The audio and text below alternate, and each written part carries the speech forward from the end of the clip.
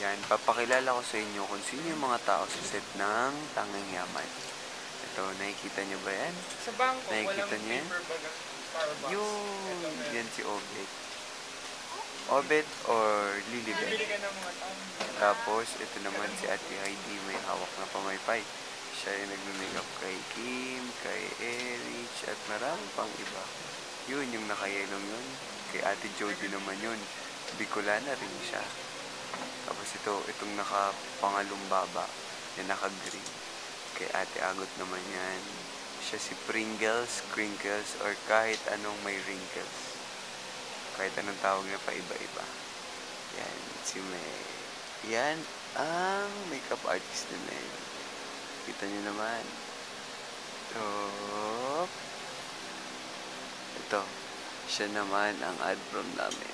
Si Kenneth Punong Bayan. Tapos, yun si Ate Isa, si Kuya Jeffrey, si Famous Francia. Pang-yoy-yoy-yoy-yoy-yoy-yoy. Tulog. Sino pa? Sino pa? Ayun, si Agnes, yung nakayelong nakapulupot na parang balot.